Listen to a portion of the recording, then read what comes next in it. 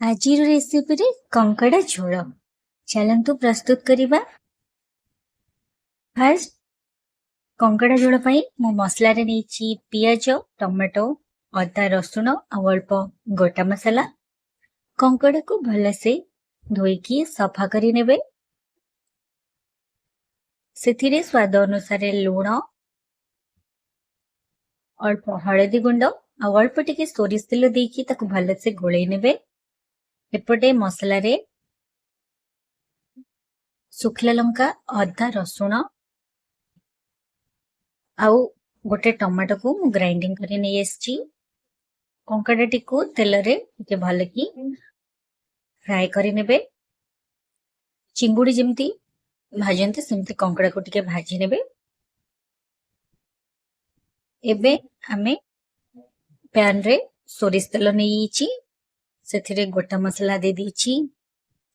କାଟିକି ରଖିଥିଲି ପିଆଜ ଆଉ ଗୋଟେ ଟମାଟୋ ମୁଁ ଗ୍ରାଇଣ୍ଡିଙ୍ଗ କରି ନେଇଛି ମସଲାରେ, ଆଉ ଗୋଟେ ଟମାଟୋକୁ ଏମିତି କାଟି ନେଇଛି।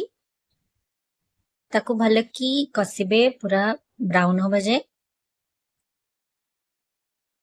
ମସଲାର ଯୋଉ ପେଷ୍ଟ ବନେଇଥିଲି ସେଥିରେ ସ୍ୱାଦ ଅନୁସାରେ ଲୁଣ, ହଳଦୀ ଗୁଣ୍ଡ, ଅଳ୍ପ ମସଲା ଗୁଣ୍ଡ ଦେଇକି ତାକୁ ଭଲକି ପେଷ୍ଟଟିକୁ ବନେଇ ନେବେ। ଏପଟେ ମୋର ମସଲା ପୁରା ଦେଖିପାରୁଥିବେ ବ୍ରାଉନ କଲର ହେଇଯାଇଛି ପିଆଜଟି।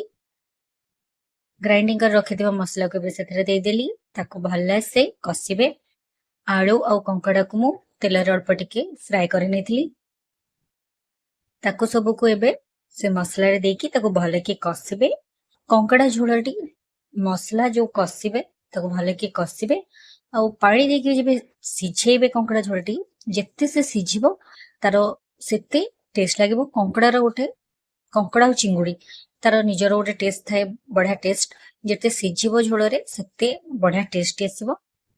ଏବେ ଦେଖିପାରୁଥିବେ ମୋର କଙ୍କଡ଼ା ଝୋଳଟି ପୁରା ଭଲସେ ସିଝିଗଲାଣି। ଲାଷ୍ଟକୁ ମୁଁ ଅଳ୍ପ ଧନିଆ ପତ୍ର ସେଥିରେ ଆଡ୍ କରିଦେଇଛି।